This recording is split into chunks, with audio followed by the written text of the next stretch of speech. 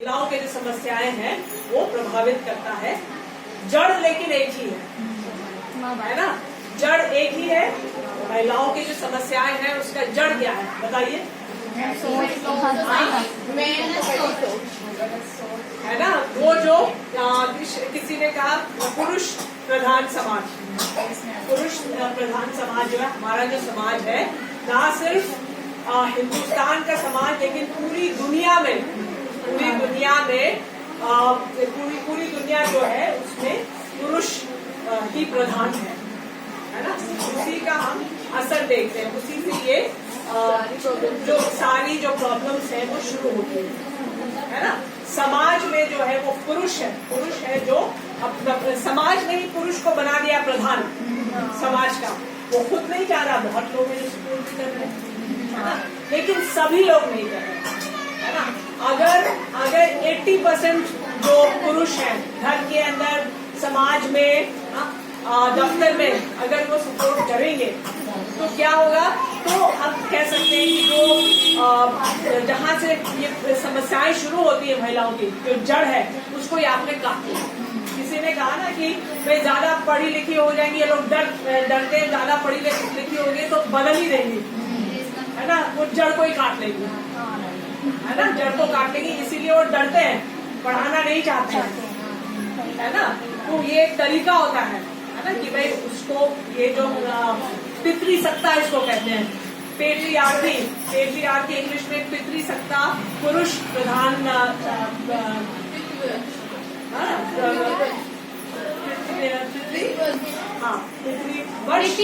वंशागत।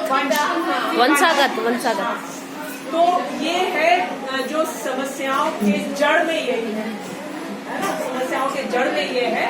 और उसका जो प्रभाव हम देखते हैं, जिन समस्याओं के साथ आप गुजर रहे हैं, आंकड़े मैं आपको देती हूँ।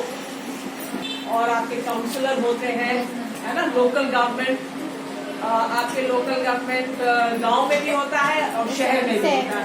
पंचायत कहते हैं गांव में, है ना, और यहाँ पर उसको जो कॉर्पोरेशन कहते हैं, है ना। तो उसमें आप देखेंगे कि लोकल जबकि सीट आरक्षित है ना, मतलब हमें आरक्षित करना पड़ा, सरकार ने आरक्षित किया, वरना 50% जो सीट है महिलाओं के लिए आरक्षित किया, यही समझते हुए कि महिलाओं को मौका नहीं मिलता है, उनके साथ समस्या है, उनको तो सीट कभी मिलेगा ही नहीं। अगर बिना आरक्षण का चुनाव होगा तो महिलाओं को तो मौका भी नहीं मिलेगा कि वो चुनाव लड़े हो, है ना। तो इसलिए सीट आरक्षित किया गया है। तो इसकी वजह से जो आंकड़ा बताता है पूरे देश में शहरी क्षेत्र और गांव क्षेत्र दोनों मिलाकर के 44.4%, है ना। तो ये है कि आरक्षित है, मतलब बिना आरक्षण का आप लड़ते हैं तो आपको क्या लगता है कि आप लोग खड़ी भी हो सकती नहीं हो सकती, है ना, महिलाएं खड़ी नहीं हो सकती, है ना। तो 44.4% ये आंकड़ा तो क्योंकि आरक्षण है।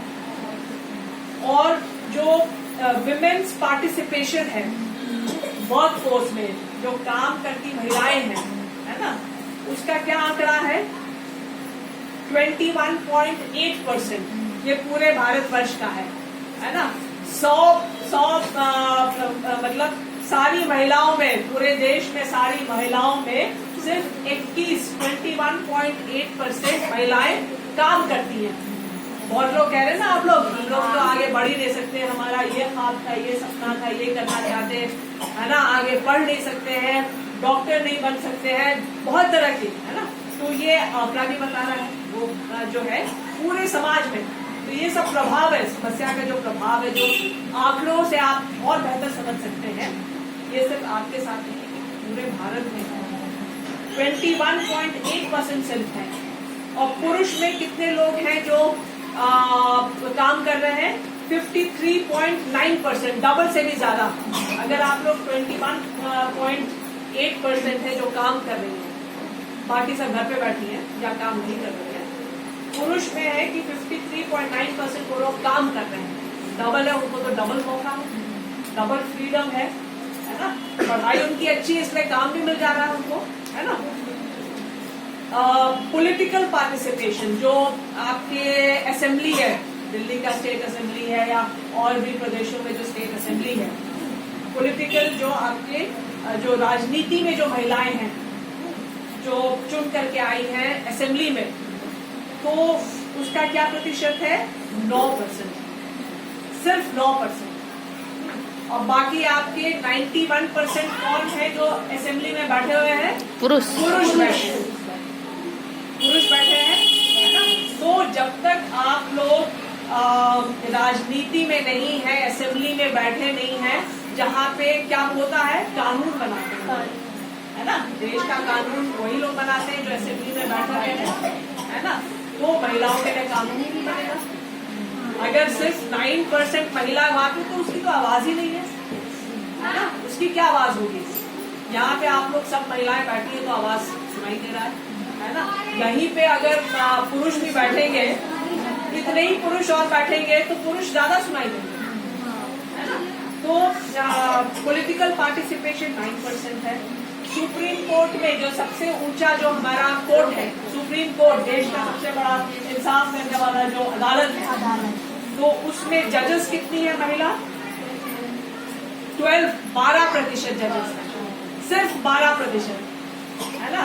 तो आपके 88% पुरुष है ना। जब पुरुष है और महिलाओं को हमेशा दबाते रहते हैं समाज में, घर में, स्कूल में, एजुकेशन में, हर जगह फ्रीडम ही नहीं देना चाहते हैं, जो हर एक इंसान का वो एक नहीं, अगर इंसान है तो उसको फ्रीडम चाहिए, है ना, वो फ्री होना चाहिए, है ना। उसको आप चेन में बांध करके आप नहीं रख सकते, जानवर को आप चेन में बांध करके रख सकते हैं, लेकिन इंसान को आपको नहीं रखना चाहिए, है ना। ये तो एक गुनाह है ना। तो ये है कि मैं जो कहना चाहती हूँ, जो सिर्फ 12% जो है वो महिलाएं हैं, है ना। तो आपकी जो समस्याएं हैं, ये जो है वो जब वो समझते ही नहीं है, जब पुरुष समझते ही नहीं है, समझना भी नहीं चाहते हैं, पुरुष प्रधान समाज समझना भी नहीं चाहता है, महिलाओं को आगे आने देना ही नहीं चाहता है, तो उसके साथ कुछ भी हो, तो क्या वो चाहेगा कि कानून ऐसा बने कि उसकी जो स्थिति है वो बदल जाए? वो तो नहीं चाहेगा। एक तो उसको समझ ही नहीं है, उसने कभी गौर ही नहीं किया, है ना। तो उसने कभी वो खुद तो कभी उसने भुगता ही नहीं है, उसको हर तरह की स्वतंत्रता मिली है, वो 12 बजे भी जा सकता है मॉल, नाइट शिफ्ट भी कर सकता है, वो हर चीज कर सकता है। उसने कभी चखा ही नहीं है भी घर में बंधा हुआ क्या होता है ना, उसको समझ ही नहीं है ना। और समाज भी ऐसा बना हुआ है कि उसको प्रधान बना के रखा हुआ है ना। तो अगर 88% आपके जजेस कोर्ट में बैठे जो है वो पुरुष हैं, तो कभी वो क्या महिलाओं के लिए कोई कानून बना सकता है? आपकी जो दुख तकलीफ है वो कभी खत्म हो सकता है? नहीं हो सकता है। तो ये सब प्रभाव है ना। और भी बहुत आंकड़े हैं, लेकिन मैंने सोचा कुछ आंकड़े मैंने इकट्ठे किया, है ना। तो ये हो गया आपका समस्या वृक्ष, बीच में आपकी समस्या जड़ एक तरह से और इसका प्रभाव। अब ये है कि